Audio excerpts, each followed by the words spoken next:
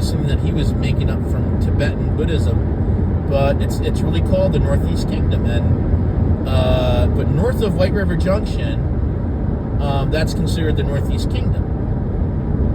But right there, I will be getting on. So you have St. Johnsbury up there, and then you have Newport on 91, and a lot of cool towns. And you have Lake Willoughby, and you have really cool hiking and camping. You have Burke Mountain, and you have Jay Peak up there for skiing.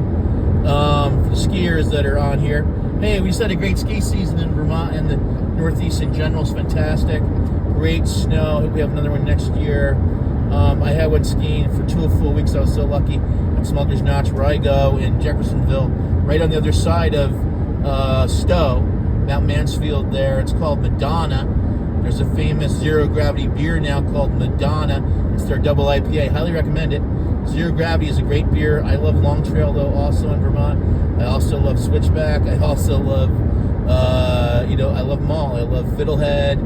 Anyway, so just about to, my brother's favorite was Long Trail. Brother Mike, who moved up here in the 90s. He passed away, unfortunately. He died in 2015. It's hard to believe. It was so long ago now. But Mike, who moved up here, who was my inspiration for coming to Vermont and spending a lot of time in Vermont. My brother Mike, who lived here in the 90s, and then he lived here in the 90s, and he was very, he was a Buddhist, and Buddhism was his most important thing that he did, and he helped build this incredible Buddhist community. I think it's in Burke, Vermont. That's where it is. Carmacholing, and he lived in St. Johnsbury until 2015 when he passed away.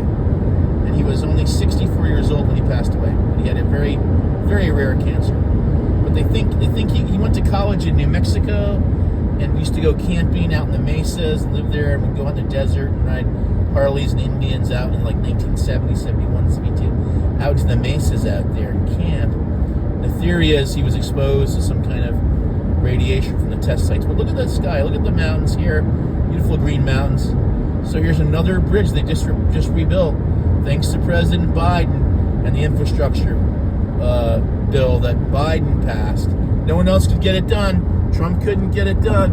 It was Biden knowing how to work the Senate and how to get it passed. He really was a great diplomat, a great statesman. But thank you, President Biden. And thank you for 4 years of relative peace and harmony in the country. Thank you, and a return to normalcy and the rule of law. Thank you, President Biden. I'm so sad that you could not run for re-election.